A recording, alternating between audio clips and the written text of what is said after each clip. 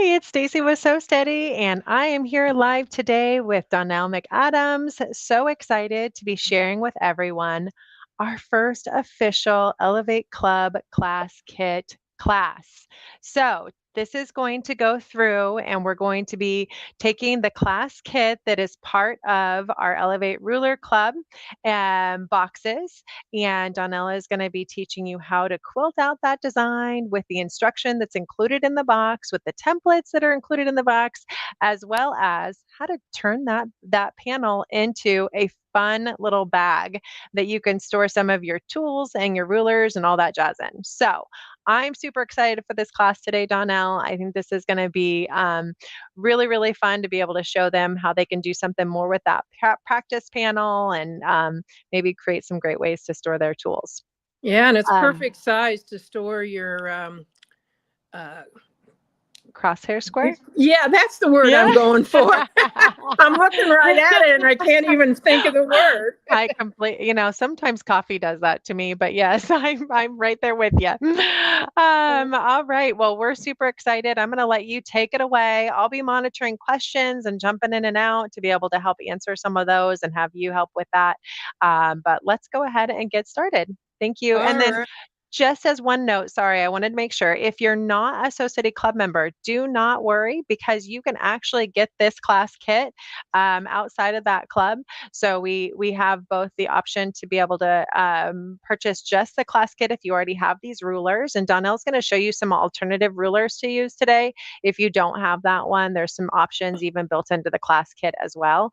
But I'm going to post a link to the class kit. So if you want to go ahead and just take advantage of the pattern and the practice panel, be able to do this at home, you can do that. If you're not already an Elevate Club member and haven't gotten that panel yet, then this is your other option. So, all right. Now take it away, Donnell. All righty. Well, in your Elevate box, you got this handout, and this is the instructions. And I can tell you, you can follow the instructions, but it's always easier when you see somebody else do it. So that's what we're doing today. We're going to take you through that. It's going to be a lot of fun. I'll just tell you, these are two of my favorite templates, the ones that do this inside, and it's so easy and it's so quick, and it's one that you're going to find that you're going to use a lot. So this is my finished one, and as far as information, mine finished at 14.5-inch square.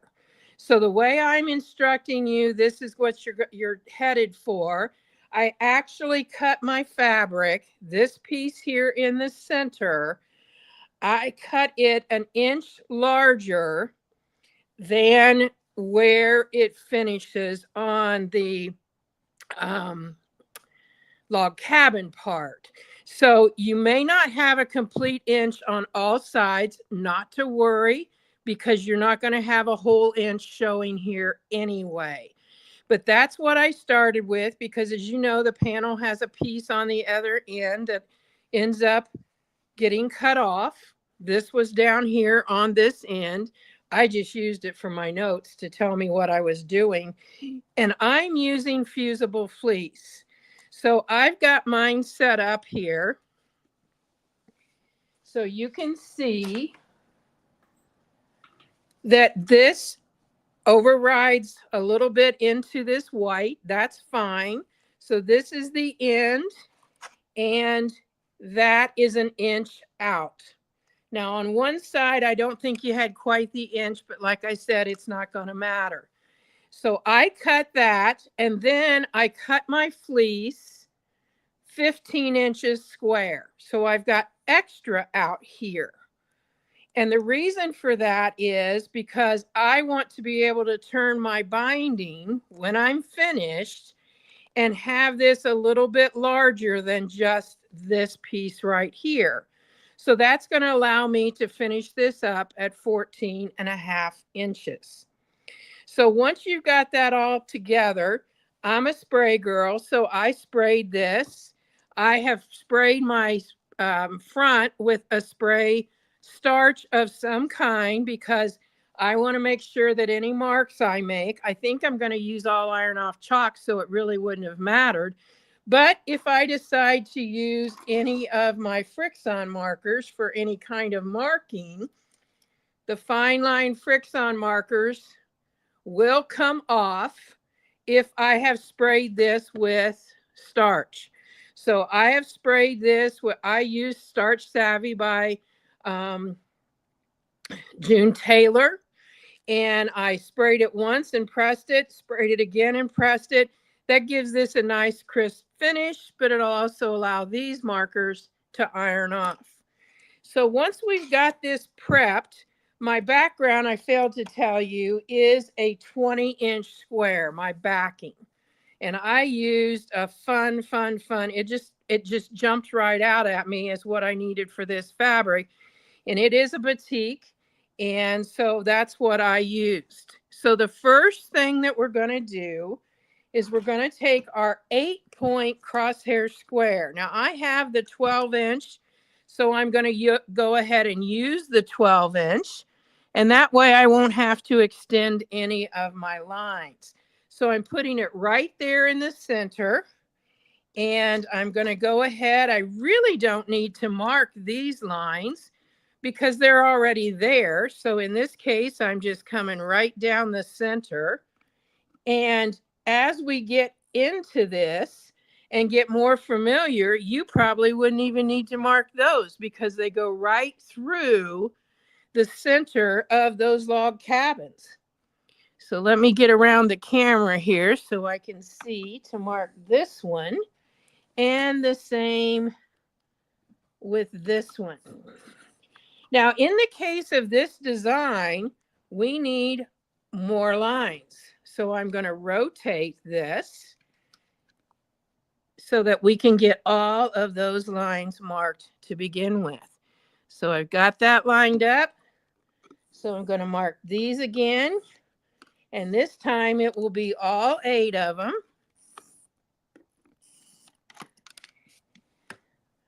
So we essentially have 16 lines marked there. I didn't mark those 4 because I really don't need to. So I'm going to set my crosshair aside. Whoops, sorry about that. And we will be starting here in the middle. So let's get you positioned so you can see that. I don't like to put my thumbtack up through the fabric, so I have used tape. I like to use the RNK embroidery perfection tape. My thumbtack goes through the side that is the sticky side. You can see it sticking to my finger. And then I'm just going to put it down right dead center. Now, don't just take your eyesight from one direction. Check the other and make sure you've got it in the center. Now, I'm using some spicy orange thread, and it really is a nice, bright, fun thread. And because I want it to look nice on the back also, I'm using the same thread on the back. Now, it is a rayon thread. Let me see. Maybe not. Nope, it's a polyester, which is fine. Perfect. And I am getting out that template that's your Spinning Wheels 14 that came in your kit. Now, we are going to put that on that pen or that thumbtack. And I'm going to start right over here on this side. We're going to bring our thread up at A. You can start on any line you want. I put my foot down first. I better make sure I've set it for ruler work. And I'm coming right into the A, and you can see it just kind of falls into place there. And I'm going to go ahead and put my needle down and up, pull up my bobbin thread by flossing underneath there. Now, that didn't get it because it was very, very short. So I'm going to take my tweezers and pull that thread out. So I'm putting my foot back down, again, just a little ways away from my template because I don't like to put the foot down right beside the template. You can always bring it back to position. I'm going to pull this thread out of the way. I'm looking back here to make sure it's straight. Now, I know you can't see it, but I can, that are straight on that line, and I'm putting my needle back down. Now, check to make sure you got everything. I always actually stitch ahead of time, and I've already done that to make sure I've got everything ready to go. I have stable tape on my templates, and I'm going to the left, and I'm going to stop at B. Now, I don't need all of these long threads here, so I'm going to cut that off and leave about 6 to 8 inches until I can actually tie that. Now, I'm shifting to the next line, and it'd be the one that is straight up that I actually did not mark, but my template won't let me go any farther, so I know it's the right one.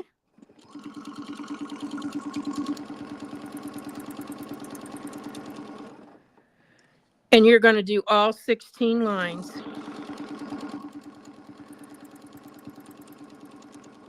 And it's such a pretty little spiral.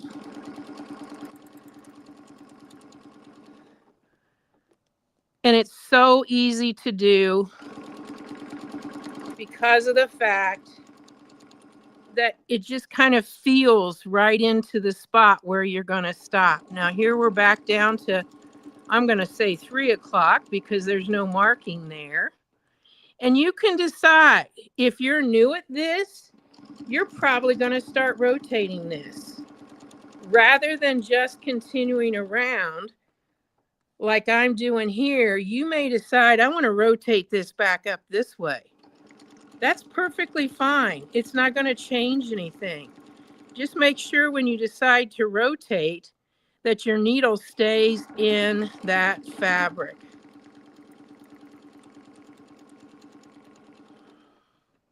Always give your needle time to seat itself so that you have a nice point where you're stopping and starting, like right there.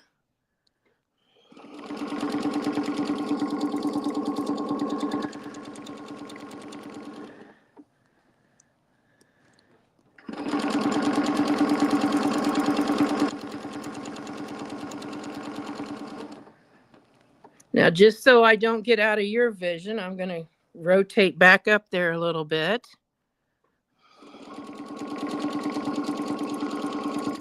Always making sure that my threads are out of the way because I don't want to stitch over them.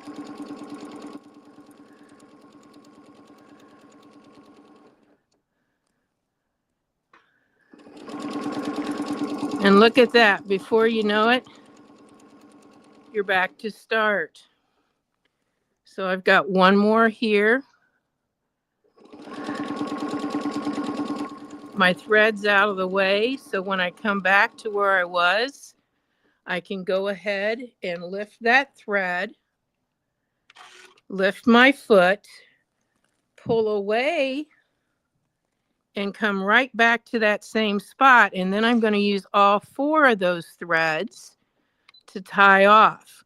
So I'm lifting that thread, and this time when I pull away, I'm getting my bobbin thread up.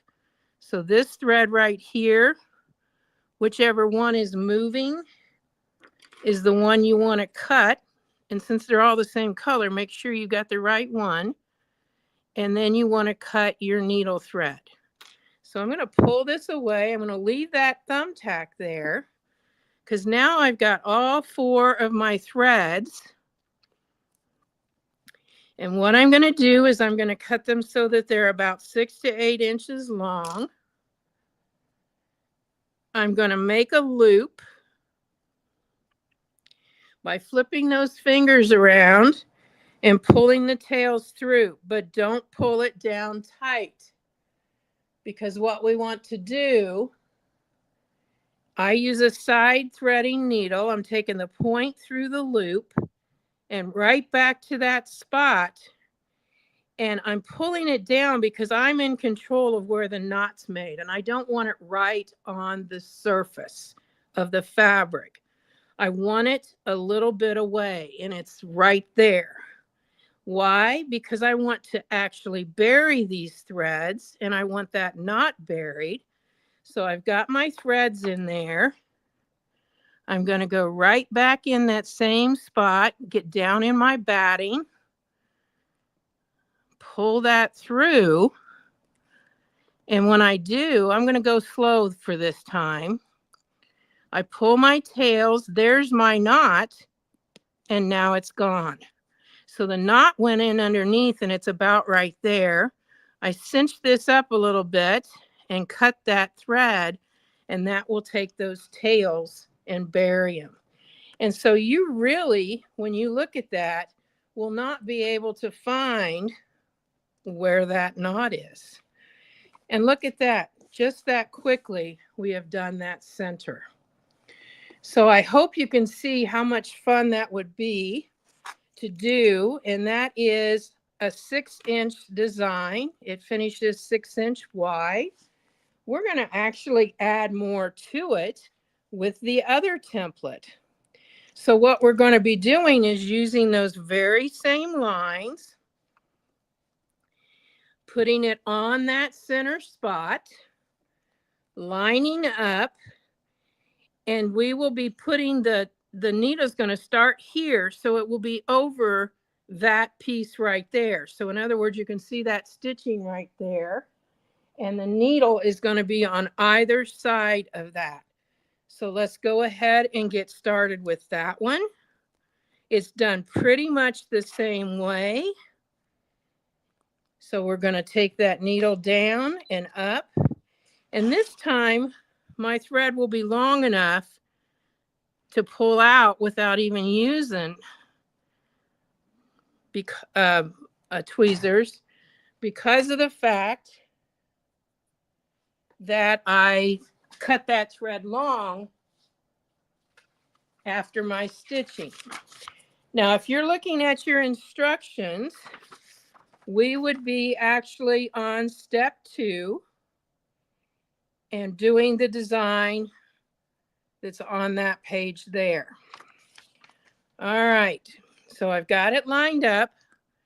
I'm going to put that foot down away from my template, line up back here, and bring it into A. I think you can see the A right there. You'll notice I've got some extra. I've got 6 or 7 different spots that I have my stable tape on. Don't just rely on just a few pieces. So here we go.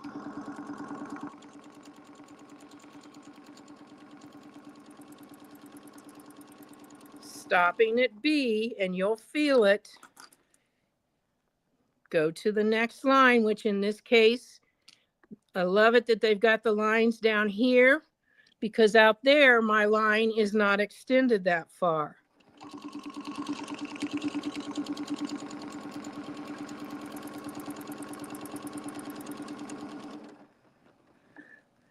I'm going to move it to the next line, which seems like it's a lot farther, and it's only because we're at a bigger design.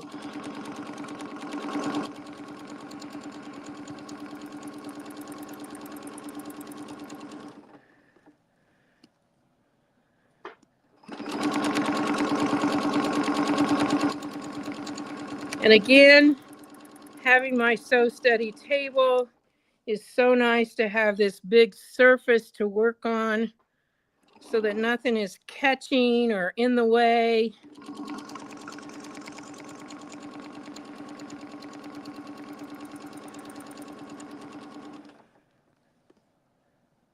Let's see.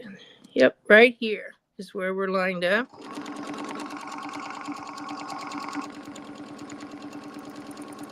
Now, of course, you can combine these designs, or you could just use the one that I'm doing right now, and in the center do something else, or maybe even have an embroidery in the center that you were kind of putting something out around it just to enhance it, because obviously there's a lot of opportunity for any kind of creative embellishment.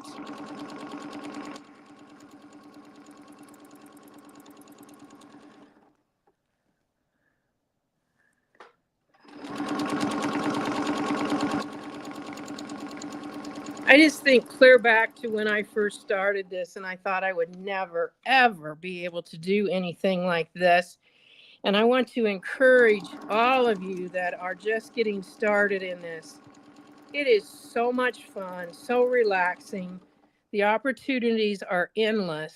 Stay with it, practice, but don't be too critical on yourself. For those of you that maybe are just getting started, one of the best tricks I can share with you is to set your foot control on the floor backwards so the high side is nearest you, and set your speed on your machine to medium. And then all you're going to do is floor it. You hear my speed is very consistent. That's not because I have good control of how much I press on my foot pedal. That's because I'm pressing it to the floor each time, because I have turned that foot control around and gone to a medium speed. Now here we are back at the beginning, just that fast. I'm going to do the same thing. I'm going to raise my needle, raise my foot, pull away and come back. Put that right back down in that same spot. Raise my needle again. And this time when I pull away, that is my bobbin thread. The side that's still moving, which in this case is this one, is the one I cut, as well as my needle thread. Take that template off, and all you have left are your 4 threads, 2 that you began with and 2 that you ended with. And then we're going to do the same thing. Flip it around, pull that thread through,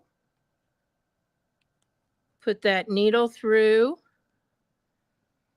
and pull down, but leave it, pull the needle out when you're a little bit away, so that then when you go ahead and bury this, and I want to make sure I didn't come through my back, and I didn't,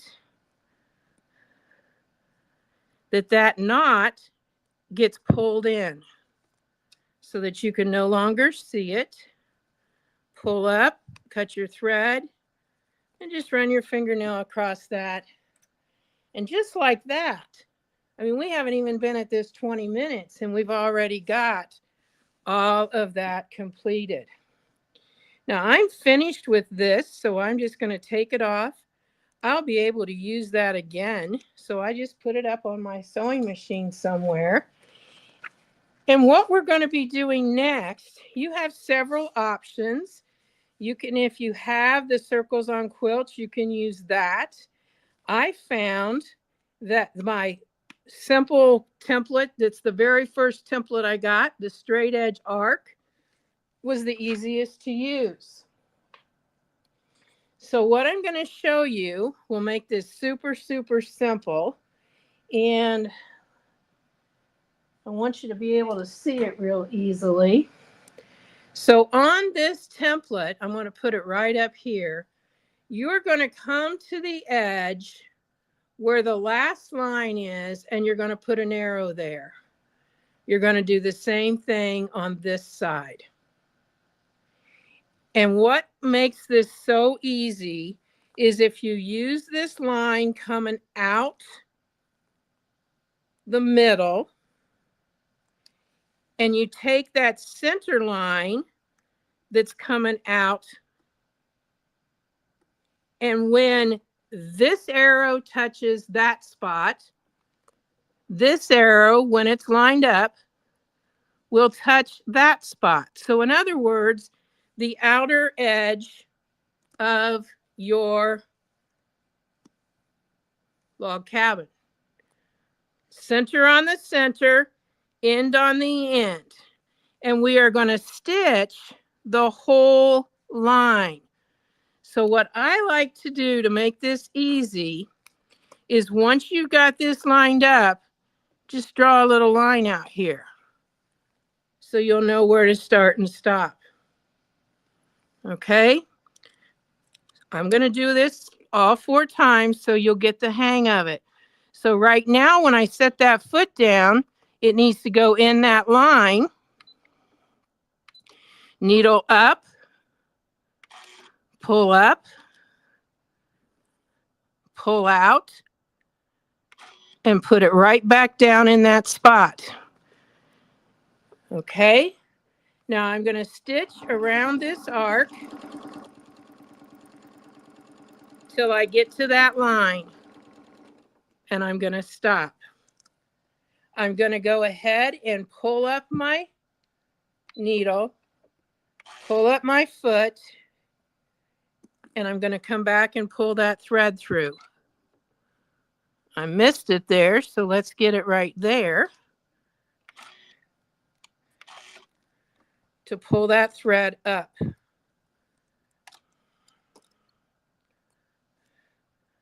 Now, I'm not taking the time to tie these right now, but you can see how easy that was to get that arc the same size on both sides there. So let's go over here. Remembering that we're using our center here, we're coming right down that diagonal. And when the point is touching, you can see it's there. This is lined up and that's there. Take something that will mark off or wipe off and just draw the line that extends right off of the edge of your ruler, because that's where you want to start and stop.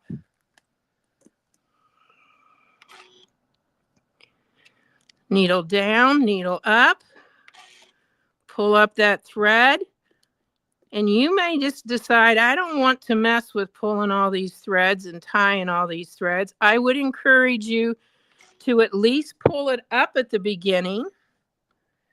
And here's what you can do. Once you pulled it up and you put your needle back down, go a few stitches forward and a few stitches back, and those threads will be secure. And you can do the same thing at this end, except I'm just going to stitch back, and then I'm going to lift this up, and I will be able to go to the back and cut that thread off. And you can see how much work that eliminates. Okay, my threads are secure. They're looking good. On this one down here, I do need to come to the back and just clip that off. I like to do things the easy way. I'm going to show you both ways, but I do like to do them the easy way. So now again, we're coming on this 45. Let me get it so you can see the whole thing. We're coming on that 45. And when our blue arrow touches the edge of our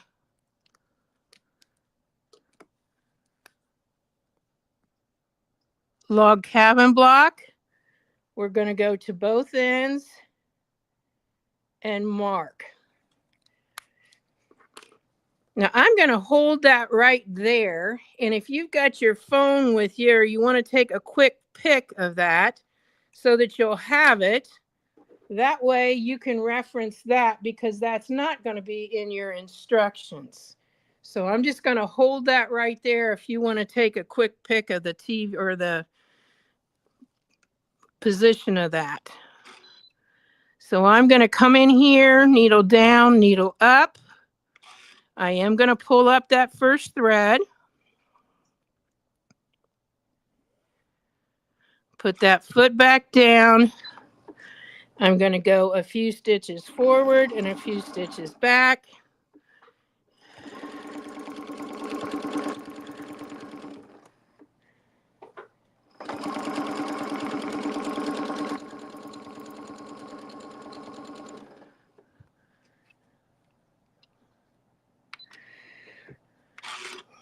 You'll notice I did not use the auto cutter. I'm just cutting them myself. That way they're left a little bit longer. Come to the back.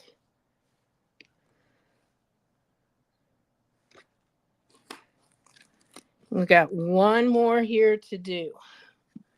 So line up that center line, come forward till it touches, that arrow touches.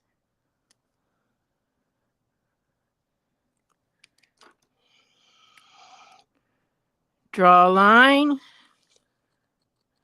draw a line.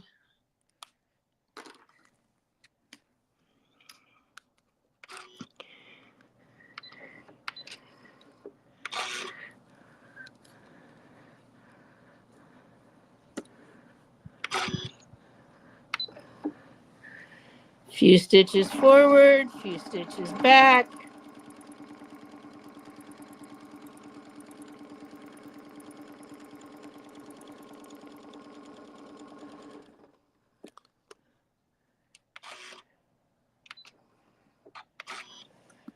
Oops, wrong one down.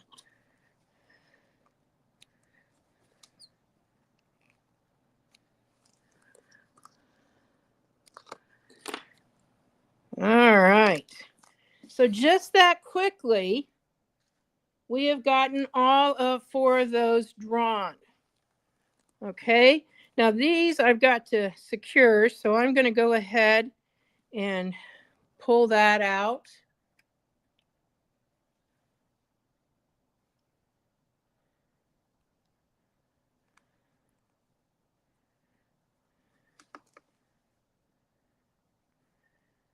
I think you'll probably choose the second way I did it just because it takes a whole lot less time. And it really doesn't look a whole lot different in this particular case. Let's come down here and get this one done. Once you get onto this, it's really quick and easy.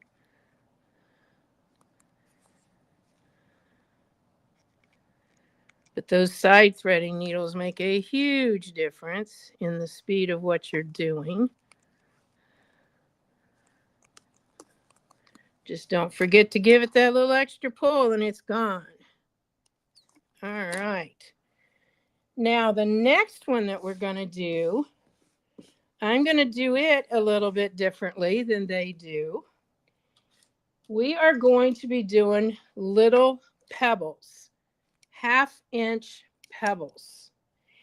And in the instructions, it shows you a place to start and a place to finish. I can never get those even. So I start in the middle on this first row and go that direction. And then I come back and go this direction. Now the next row is pretty simple because you're stacking it on what's already stitched. Now let me bring back mine that's finished so that you can see I did an extra one here because I felt like that corner just needed one.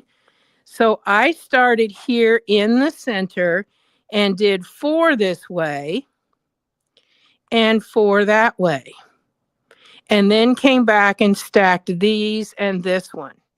So if you can see, the easiest way to do this is to pretty much put this one right in the corner of that log cabin piece. It just makes it simple. So you don't have to do all of this figuring and whatever. So in the case of this one, it would go right here in the center of that log cabin piece. So what I'm going to do is I'm going to set my little circle. Some of you may have the actual between the lines templates. And if you do, you can certainly use those. So what I'm going to do is I'm going to take that and put it right in that corner. I'm going to pull that thread up. And on this one, you're definitely going to be stitching over them again. So you're really not going to have to do any tying. You're just going to want to make sure you stitch over it. So foot down, needle down. And right back here, you've got a line that you're going to put right on that diagonal that comes from the center. So I'm going to put this up against it, right at that diagonal. I'm going to go ahead and stitch my circle, and I'm going to stop on this side. You'll notice over on this side, there is a circle, half circle. You put that over against that, and it's in the right place. We are kind of coming around an arc, so you're going to kind of tweak it just a smidge. I don't care which way you go. Move it over. I am putting, I'll show you on the next one.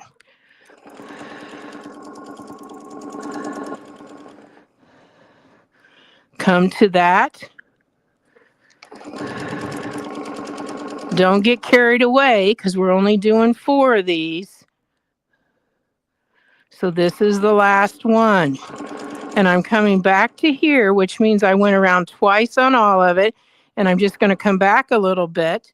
And on this one, I'm just going to go ahead and use my cutter and bring that out here. So I can cut off the beginning, and the end is actually on the back. So I'm going to go to the back.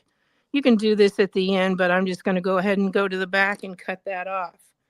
Now, as I was moving to keep this space even, I am lining the top of my opening with that line. So rather than doing this and coming straight out, I am actually kind of turning it each time so that this lines up with that line.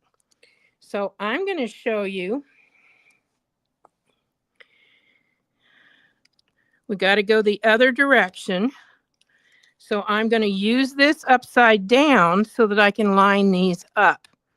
So at this point, I'm right there. When I get to that next circle, I'll be right there, and I'm turning it each time. So now that I've turned this over and I've lined it up, and that's lined up, I'm going to bring this in, and I'm going to put my needle in the side of that circle. So right there is where my needle's going to go. And just because I don't want any parties happening on the back, I'm going to pull that thread up.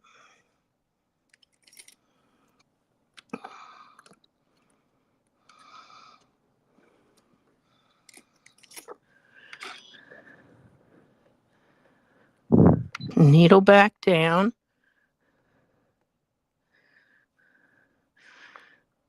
Circle, semicircle there. And that's lined up there. So again, doesn't matter which way I go, it's going to be a circle and a half, circle and a half. Pull this forward, line that up, look to the back to see that that little semicircle is lined up. Circle and a half. Move forward, line up right up there, look to the back.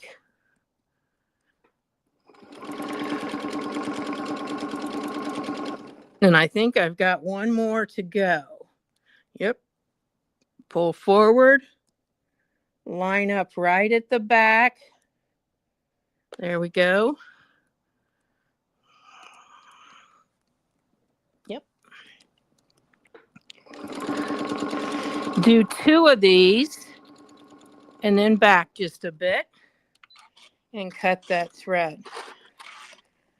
So just that easy, we were able to keep a nice arc going.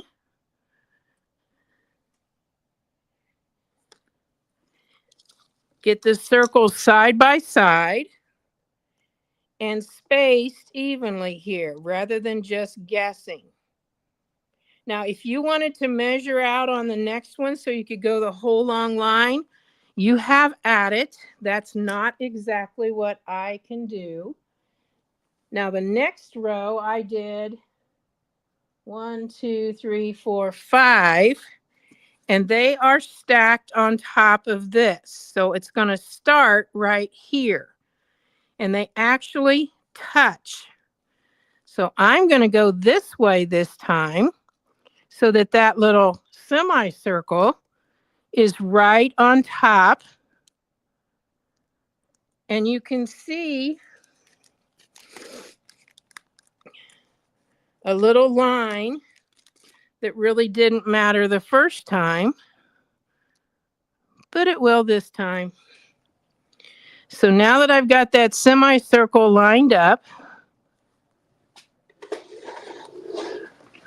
we're going to start at that arrow.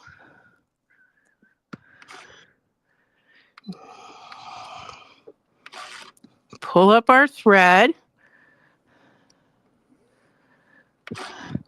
Put our needle back down and our foot back down. There we go. I want to keep this to the back and out of my way.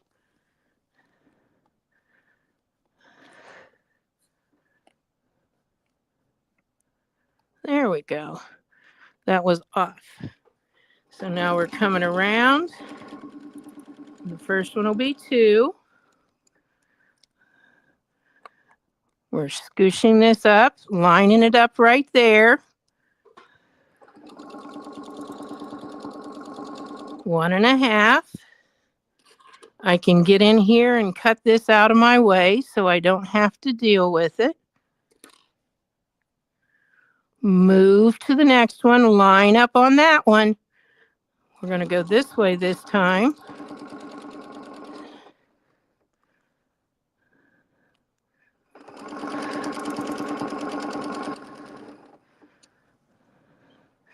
This is the last one, so I'm going twice and back and cut my thread. So you can see they touch just perfect because I used that little semicircle to line up. Now we're going to do one more in that corner because I just thought it looked good. You don't have to. So we're lining up there.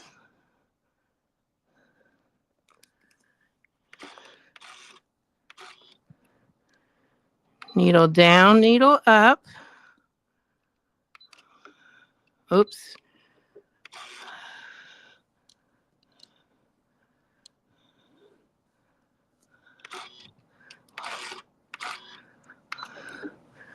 And one circle.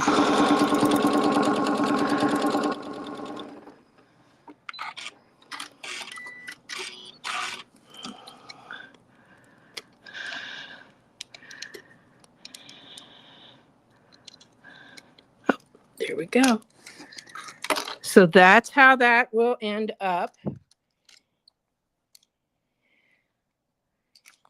And I think I'll just do one more corner just so that you have it and understand how it's done.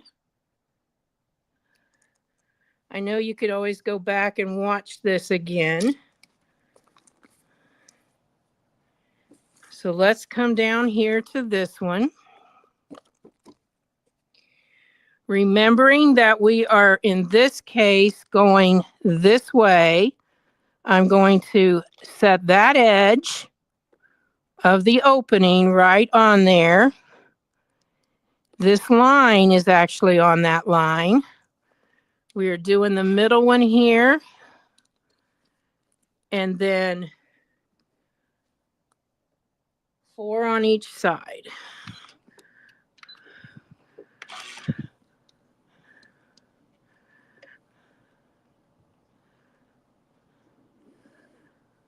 All right, here we go. I didn't start there, but it'll work. I started in the corner, but that's okay. This will work.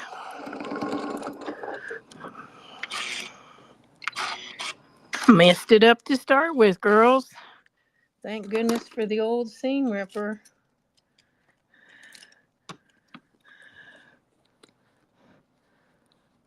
Let's just get those few stitches out of there.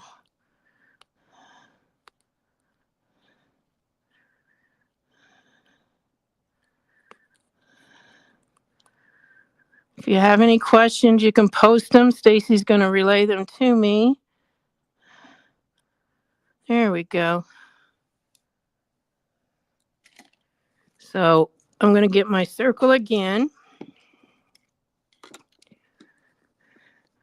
We're going to come in and go right in that corner this time.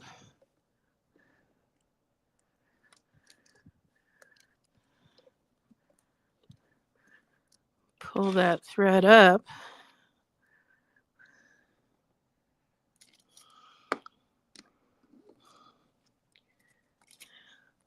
Put that needle back down right in that spot, and then we'll line up. So we're going to get lined up there.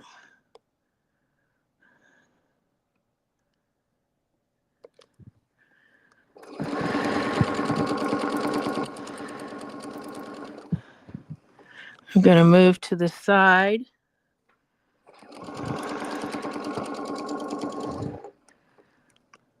Remembering that I'm lining up the top of that circle with the line that's the arc.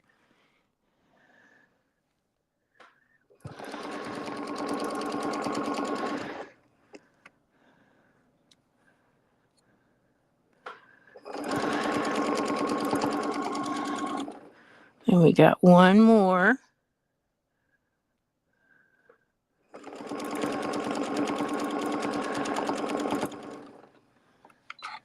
Okay.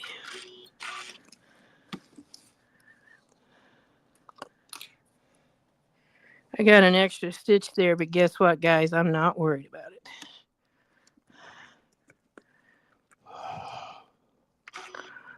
So we're going to come right there. Put that needle down.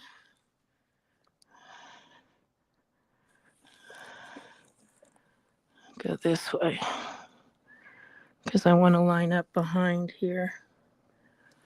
Here we go.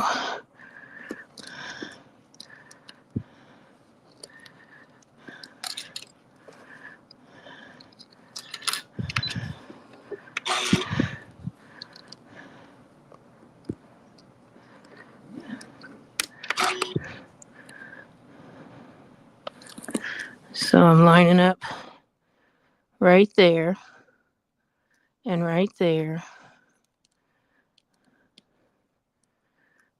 Needle down.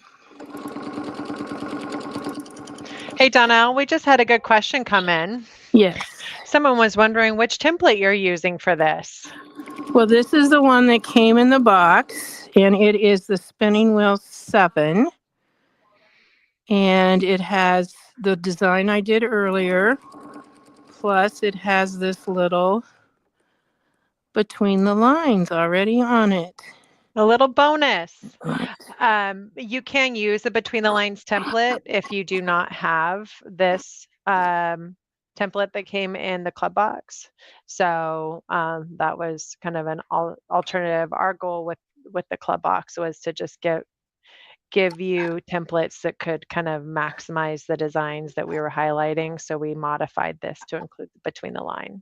Right. And the cool part is obviously this is kind of wasted space. So it's nice to have an extra little template there.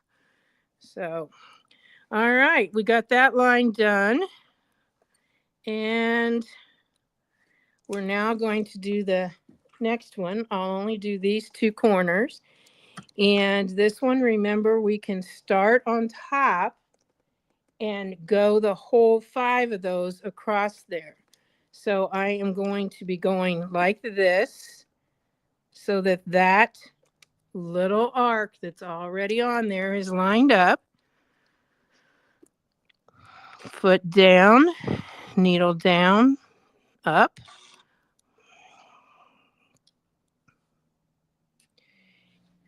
Pull up that bobbin thread. I'm sure someone will figure out, and I could probably do it pretty quick myself, how you could do all of these without stopping. But you know what? I'm doing fine just like I am here. So We're going to come around. We're going to stop on the side here. We're going to move up so that's lined up. I don't care, left or right. Stop on the side.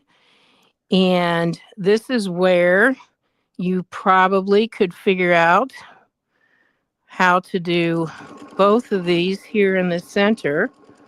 So in other words, you could then come up here. Let's just do it. Stopping here, we're coming back down, and we're only going to traffic a quarter of a distance.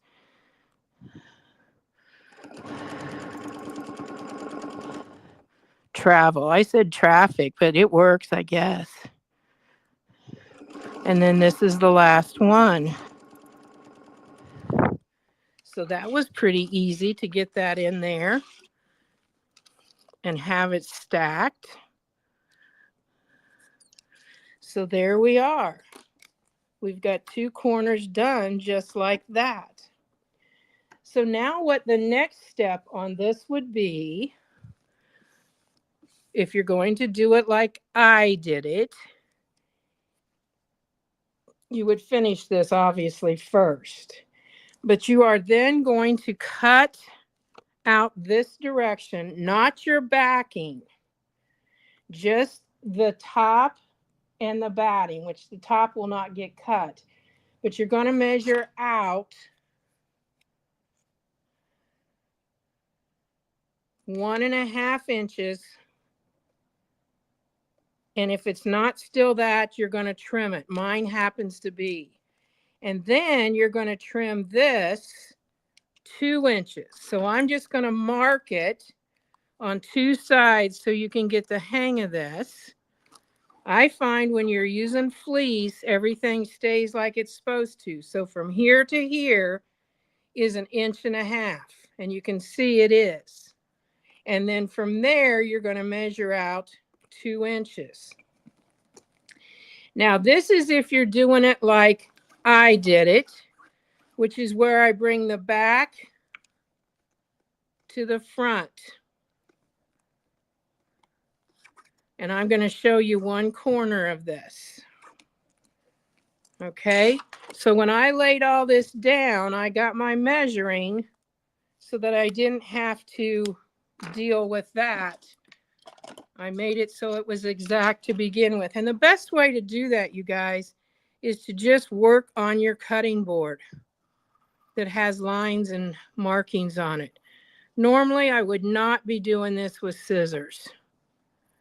I'm just doing it to make it easy here to show you one corner.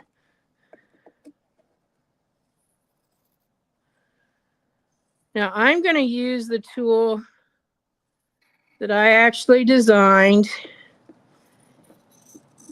to do the mitered corners. So the way that tool is used is we are actually coming out to this fleece, and I will be, you would do all 4 corners at the same time. And after you've done that, this will get turned. Actually, you can do this part that I'm doing first. And you can see this turns up and makes your binding. So you would be following the directions in the tool where you bring this up and press it, bring this up and press it, do it all the way around, and then you mark this line, which becomes your stitching line. And so once you turn this, you will stitch on half of this line. Then this gets cut off so that when you turn it, you get that perfect mitered corner. Now, you don't have to do it that way. You can do add-on binding. You can do whatever you want. I like to do this because I like to be able to have that all finished with that nice miter. Now, whatever you finish this off as I told you, mine is 14.5. Whatever you finish that as, is the size that you're going to work towards to make the bag that I'm going to get ready to show you now. Because this is going to be the front part of the bag, and we are going to now make the back part of the bag. So let me get those supplies.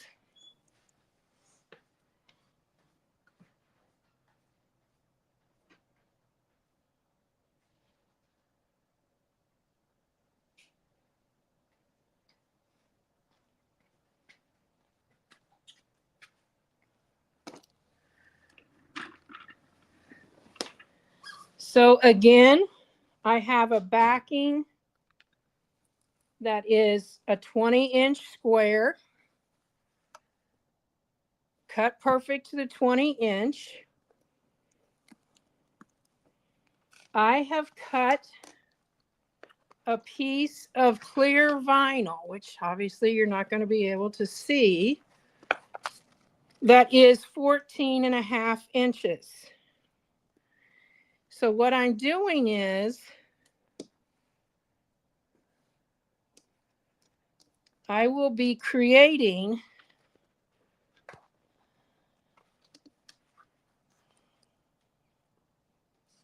a front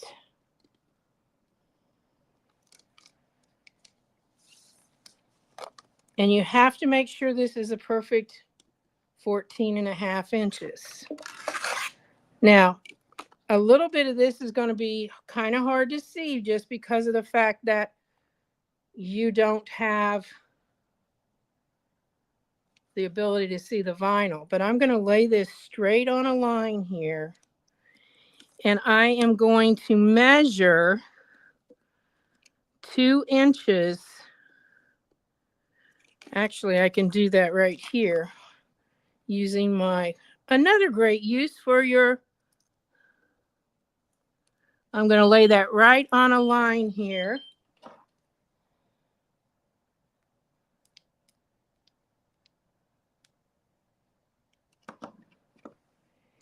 And I have cut 2 pieces 5 inches wide, and I just cut them 16 inches long so that they would be longer. And I folded them in half. Okay, so I've got 2 of those pieces that now measure 2.5 when they're folded in half. And I also have one that was cut 3 inches wide. So when it's in half, it is 1.5. I have one of the extra wide zippers. Mine happens to have 2 zipper pulls. That's perfectly fine. Doesn't really matter. And I am going to put the zipper on first. So the zipper is actually going to go on. Donelle, quick question. Someone just asked if we can show that being done. What being done? The The binding? Yeah, it just came in 3 minutes ago. So yeah, Okay. I guess it is. Here, I'll back up. No problem. Just get this out of the way. I'll go over to my iron and I'll be right back. Excellent. Thank you. All right. While Donna's doing that, I'm going to go ahead and post a link. So she is currently working on the Log Cabin Class Kit 4D. So all of our Elevate Club members out there, this is coming in your box, or you've already received your box, hopefully. And this is going to allow you to not only have an awesome class with Donelle where she's teaching you how to create that beautiful quilt design, but she's also teaching you how to create that gorgeous bag that she's working on right now. And I love that she's using the vinyl, because I think that, you know, any great project bag you want to be able to see into and work from. So I'm going to go ahead and post a link to the class kit right now. And she's definitely loving the idea of seeing the miter corner, Donelle. Yeah. Okay, perfect. So if you're not a club member, the class kit is called the Log Cabin Class Kit 4D, and that is one of the 4 designs that were created by Donna McCauley to be able to create different designs for different quilt types. So we're going to be going ahead and going through several of those design and panel options. But this one's special because it was included in the box. Not all of them are included in the box. So this is allowing you to go ahead and get that, not just the written education that comes in a box, but the video-based education as well. All right, so Donelle will be back any second. While she's doing that, I wanted to make sure that you're all aware that we do have a really fun opportunity for you to get inspired with all these log cabin projects and join us in our log cabin quilting challenge. This is happening throughout the quarter. So all of the log cabin inspired projects that we're doing this quarter, you have to have created one of them, guys. And we would love for you to submit your log cabin into our log cabin quilting challenge. So I'm going to go ahead and post a link to that. We're going to be picking a winner towards the middle to end of March for that. All right, I'm back. All right. Thanks, Donelle. Yep. So I'm changing the foot. I'm going to go to just a regular straight stitch. And it really doesn't matter. You're stitching on a line, so it's not like you're trying to get a 1/4 of an inch or anything like that. So I'm just going to put my foot back on, the regular one. This is my Quick Easy miter binding tool. I've pressed the ends, or excuse me, the edges, and I'm just taking my tool, and then where it intersects, and this is all in pictures in the tool, where it intersects, it will allow you to then draw that line so that you can know where you're stitching. So watch again. Corner of my outer edge, because that was already determined. Draw that line. Where it intersects, draw the line. And then I would do that on all 4 corners. But then I'm going to turn this back and fold this. I'm going to use a straight pin to go right through that spot. And if I picked a good one, oh, I didn't. Look how far off it is. So what I'm going to do is I'm just going to take that off and put it on there so that it's going to lay nice and flat. So I'm pulling that down and coming back out. Now I am going to stitch this right on that line.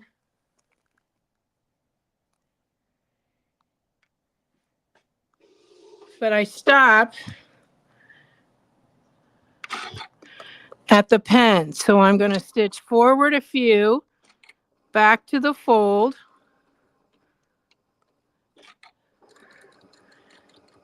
back to the pen, and then reverse. I did not sew over my pen. So now when I cut this off,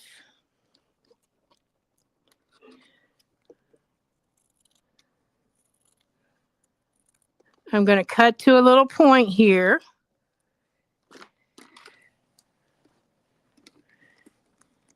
And I'm going to turn that through. And now I have a perfect miter. So it's ready. I mean, you would do all 4.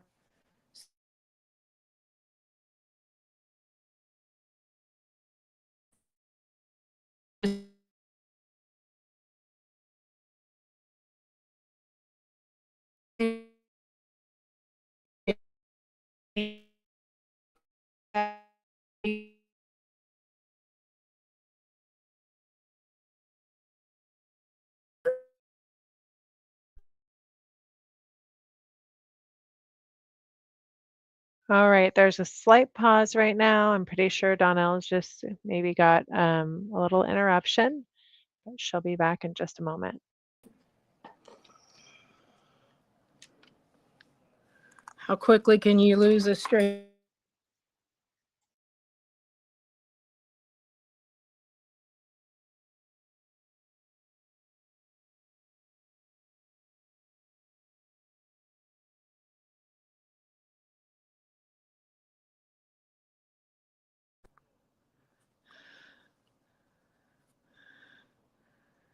Okay.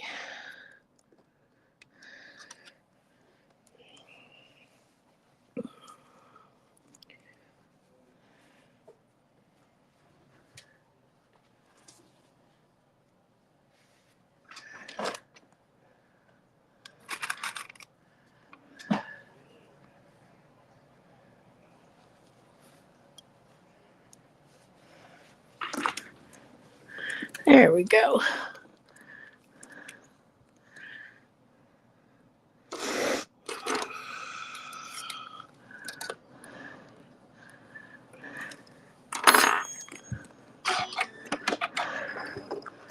I'm going to reverse back to that spot. One more stitch. Forward and reverse.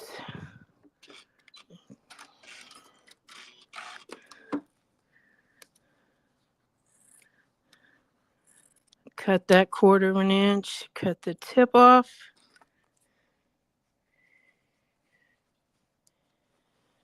And then you can use a point turner. Sometimes your finger is just as good. And then that's just ready to lay nice and flat for your corner. So you can see how easy that is to do. So that's totally finished. That's what I did on this one. 14.5 inch square. And now we're going to do the bag part. Okay? Hopefully that answered that question.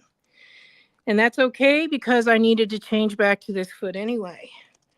So now what I'm going to do is I'm laying this just on my straight edge line here, and it will cling right to my mat. Okay. Now what I need to do first is stitch my zipper on. Okay. And I want that zipper in a position that is going to come right underneath when I stitch this on top. So this being 2.5 inch finished is going to be right like that. And so I want that so it's going to catch my zipper. Now, remember, we're not zippering for 4H. We are zippering for decorative. I might have picked a blue zipper or a purple zipper or a pink zipper. It just so happens the one I had handy was orange, so it works. So I need that to be right here. So what I'm going to do is I can see that that's 1/4 inch. So I am going to be using some tape to hold that in place. I'm not going to stitch through that tape, but I'm going to hold it in place while I stitch. So when I get to the tape, I'll take it off. I'm going to use about 5 pieces. So that's at 1/4 inch. Now here, right there where my finger is the end. I want this out past that. So I'm going to put that right across like that and hold that in place. I'm going to come up here, keeping this straight. Oh dear, I picked it up. Get this off of here so I don't pick it up each time. So I want 1/4 inch.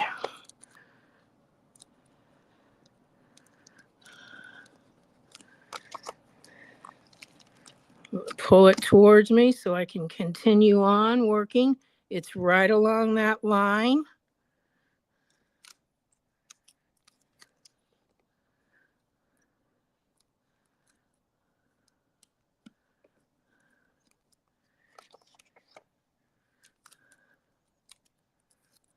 Check to make sure it still is.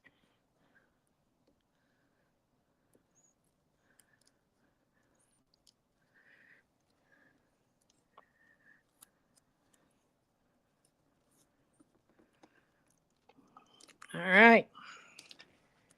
Now we're going to be sewing on both sides of that zipper.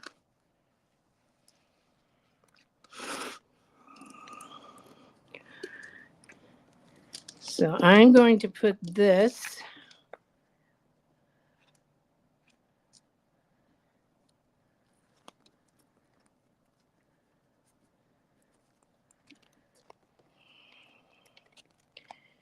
I know what I forgot. Hang on.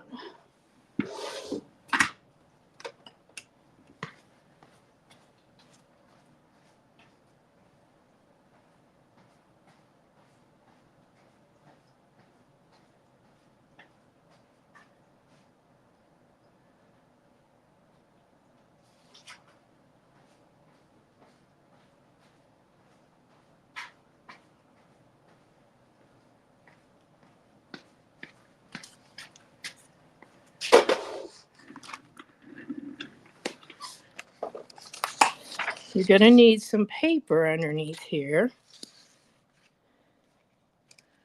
to be able to stitch. I got another sheet when I get down there. This end down here, I'm just going to roll up.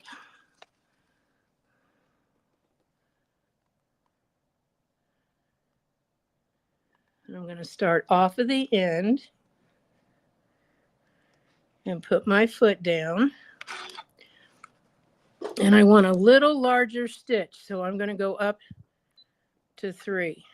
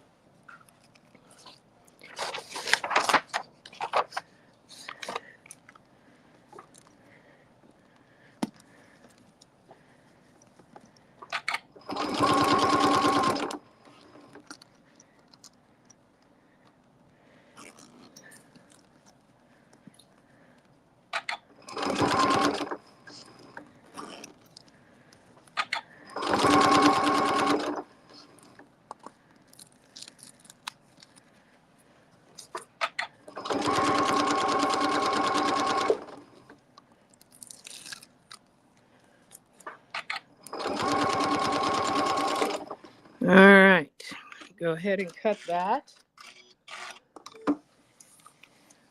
And just because I've not cut my zipper off yet, I'm just going to pull all of these out of the way and come back down the other side.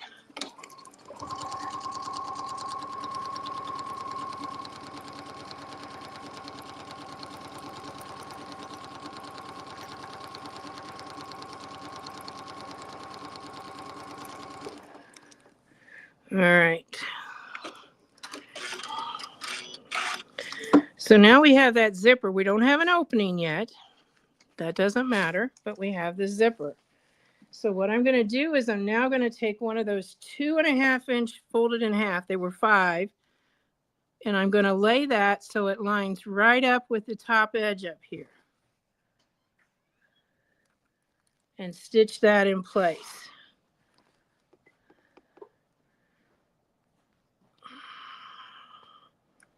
Yes, you could use a decorative stitch if you wanted.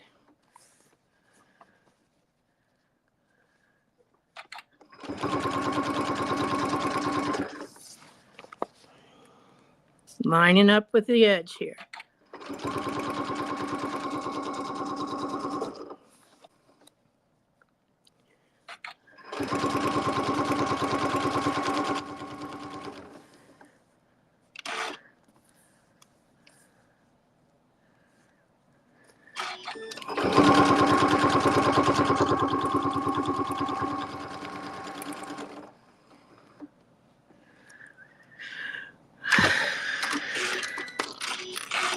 Got a little bit off here because I can't see behind my camera. So let me take this real quick and fix it.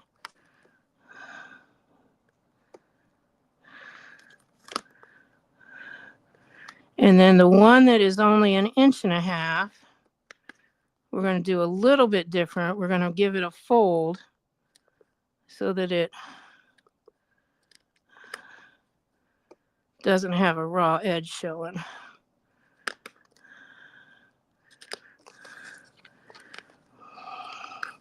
You can use, I know some people use tissue paper. I think just using copy paper works just as well. The reason this is a little bit more difficult to get out is because we are trying to pull it out of the paper.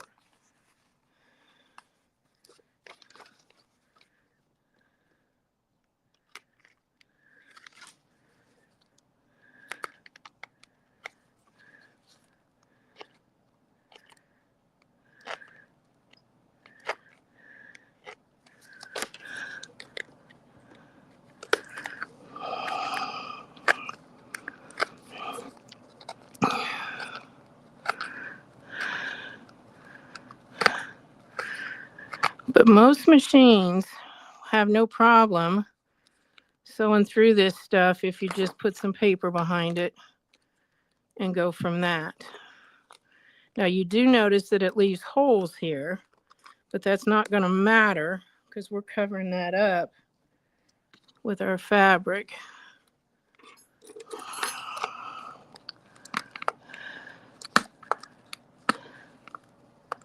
Guess I got off a little farther back than I thought. So here we go.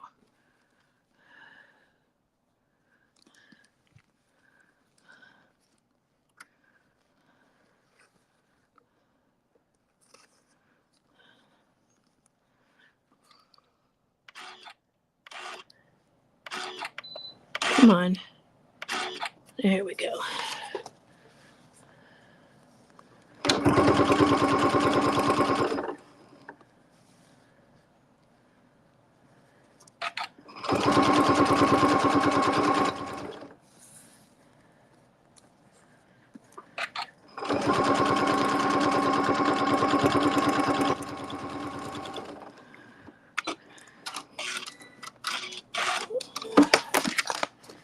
All right. Now on this side, we're going to use the smaller piece. Extend it out a little bit. And I'm actually going to just guide right along this edge.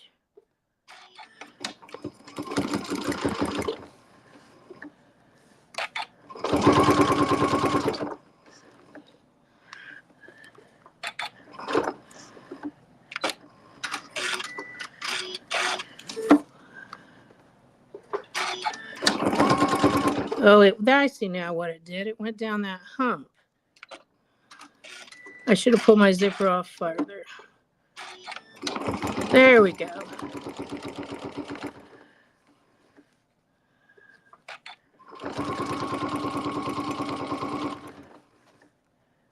These are the raw edges.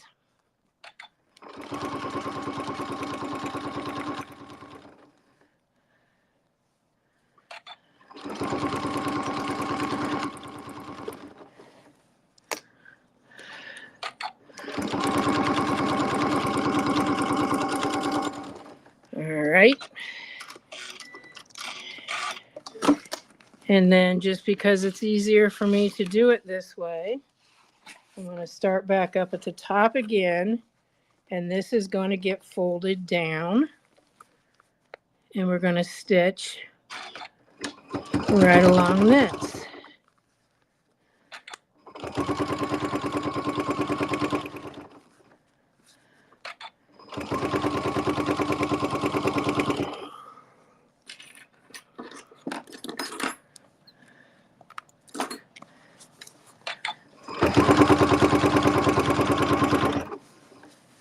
And then we'll stitch the opposite side.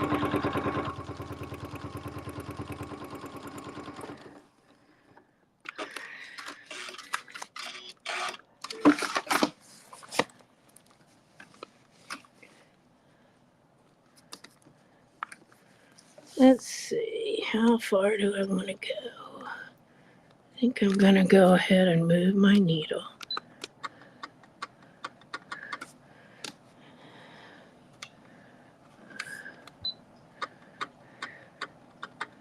All right.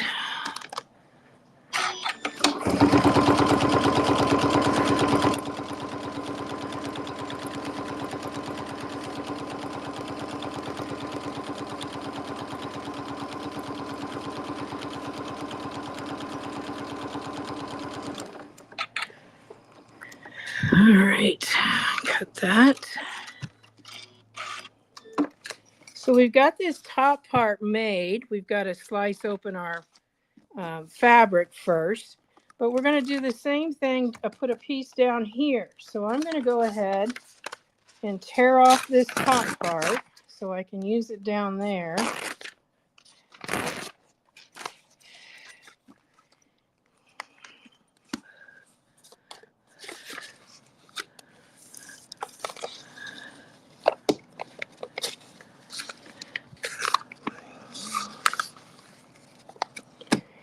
And I have, again, 2 raw edges here and a 2.5 inch finish. It's 5 inches before it's folded, so that we have a piece down here at the bottom.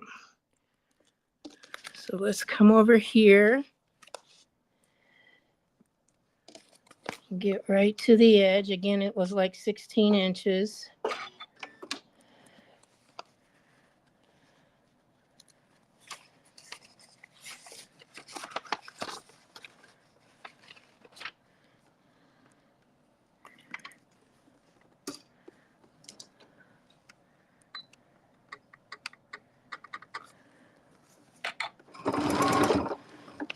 Now, anything that's touching is going to cling. So you want to lift that up and guide both things at the same time. And I'm lining this up with the edge of the vinyl.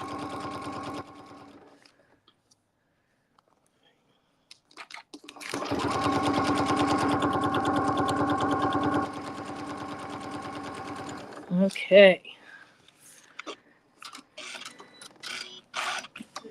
Now, I will take all of this off of the back. Actually, I'm going to stitch the bottom of that down first before I take it off. So let's lay this on here and just stitch across this bottom.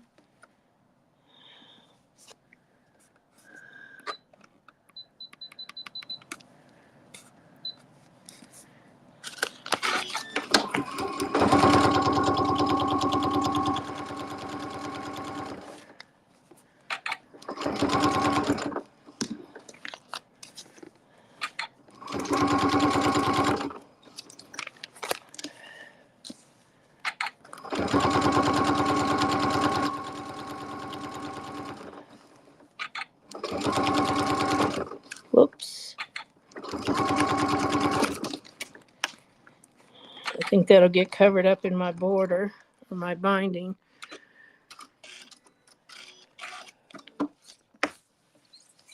Now remember, you're not going to go taking an iron to this.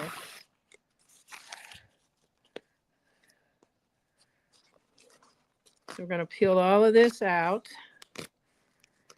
And then we're going to put the zipper in the center, the zipper pulls, and we're going to cut off all those extra edges that hung out.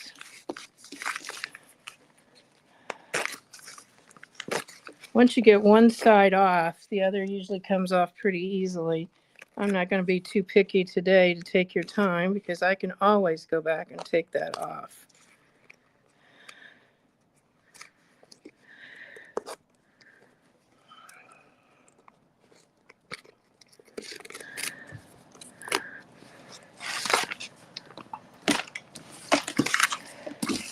So what I was talking about is bringing these zipper pulls into the middle here, because we're going to end up, in fact, I'll do that right now, stitching across the bottom here, or the side here, to secure that zipper. And you can stitch to reverse there.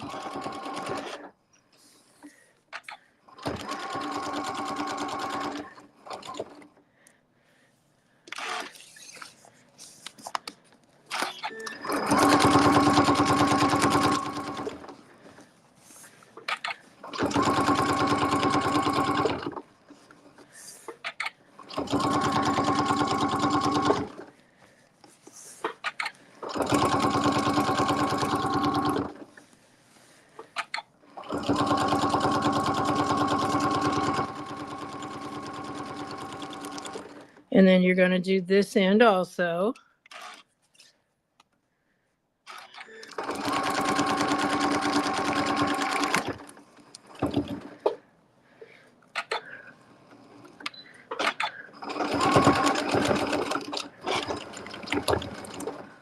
I'm going to do this a couple of times.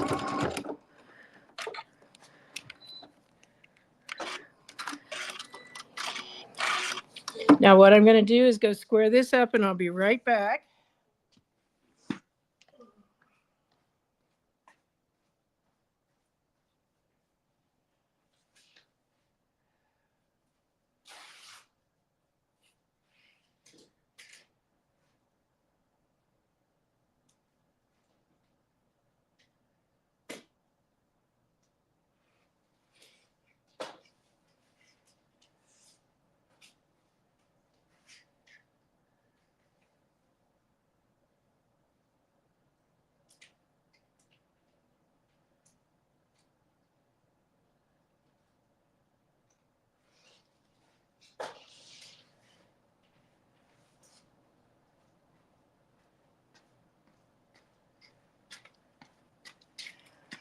Okay, so when I squared up the one side, I hadn't caught my zipper. So let's get this stitched.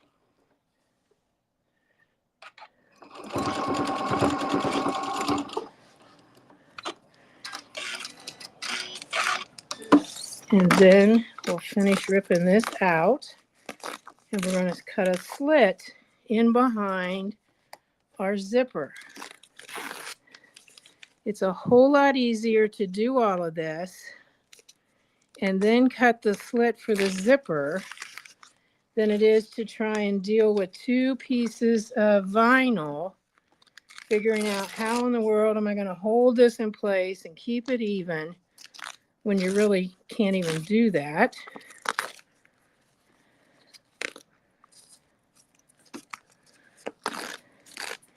So now right down the center of that is my zipper. So what I'm going to do is I'm going to use a straight edge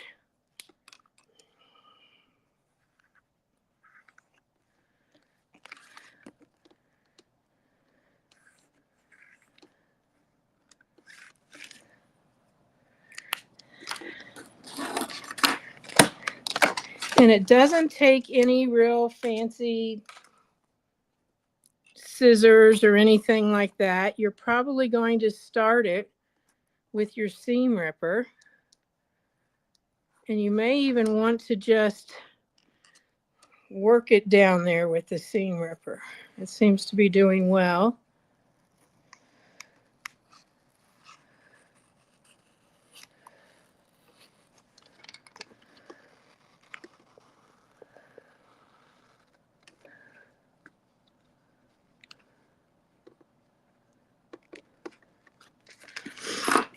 I'm going to take my paper out.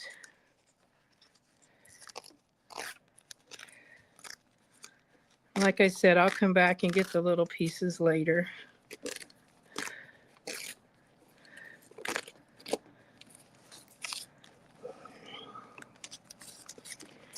And then you can take your scissors and cut up closer to your stitching to open up that space.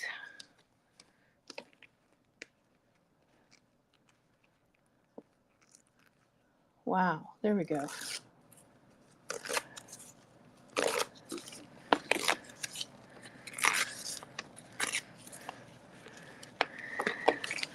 So then you can just cut in here and your scissors will just cut right up against. I wouldn't go right beside my stitching.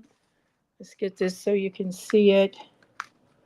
But we're cutting off that plastic.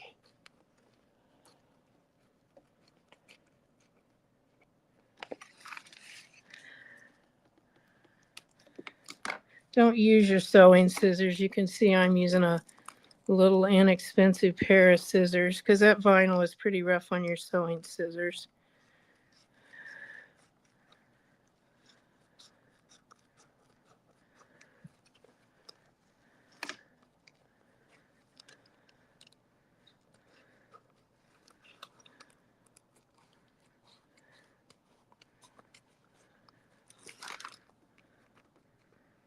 So from the front,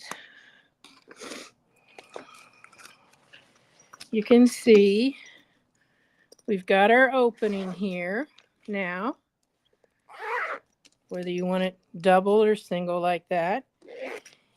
And then what I'm going to do is take my other piece,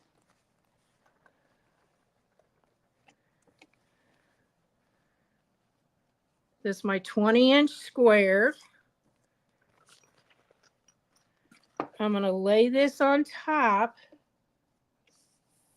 get it all centered. And we're going to do the same thing that we did before with our mitering. So you are going to have, you're going to lay this down, get it in the center there. Now it's okay to put some pins through this because the vinyl behind it is not going to show up. Make sure I've got this. Let's go back to our first piece so you can see where I'm headed.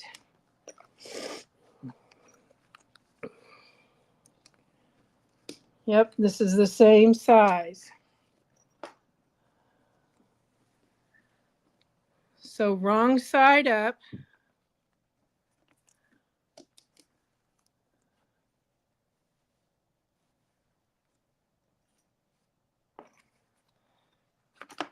Center this on that 20-inch square.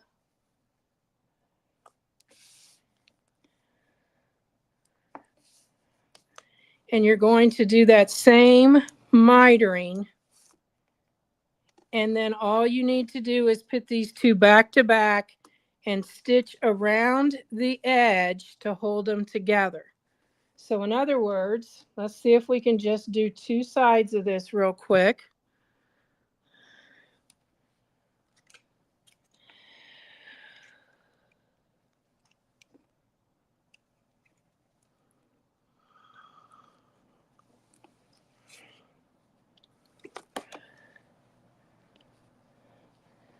Looks like I need to trim just a little bit off of this top part.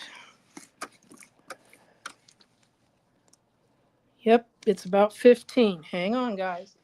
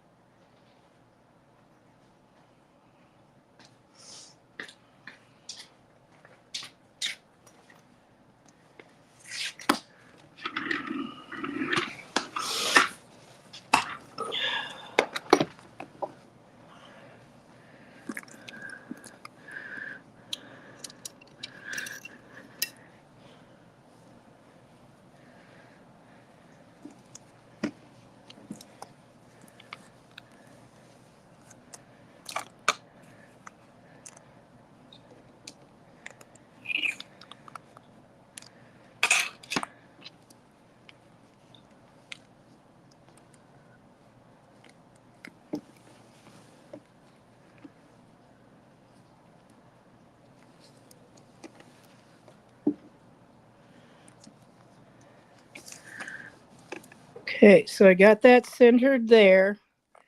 I would go ahead and, just to make it easier on yourself, stitch this down.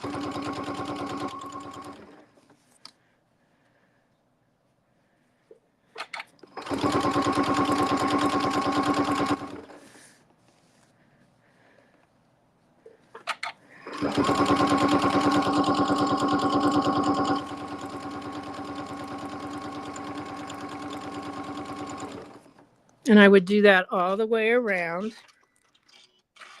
But then what you're going to be doing is pressing this up,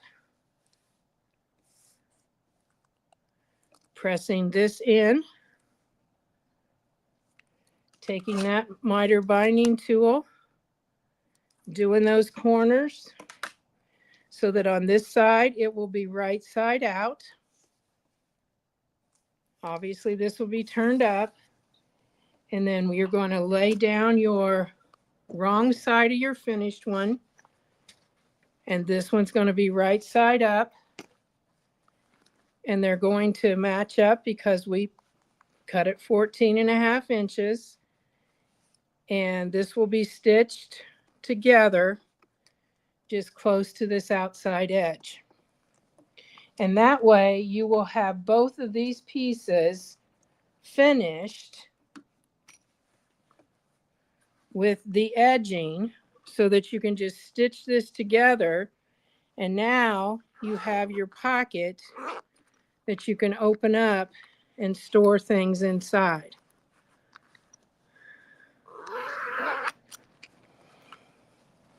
So I hope that makes sense. The whole idea is you're working with vinyl, so you got a couple extra steps there. Obviously I'm going to be pulling these out before I finish it up, but just to reiterate what we did,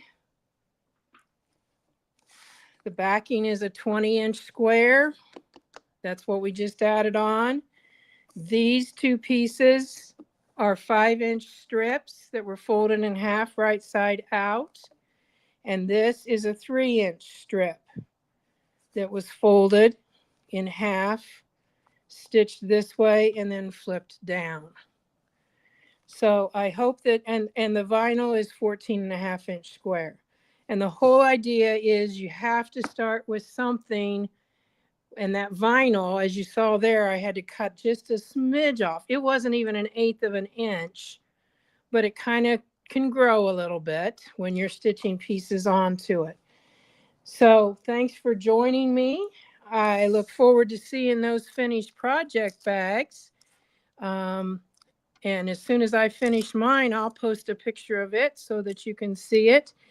And I hope you enjoy those 2 new templates, and one you've probably already used, so that you can also finish your log cabin. So thanks, Stacy. And if you have any questions, I'll be happy to answer them.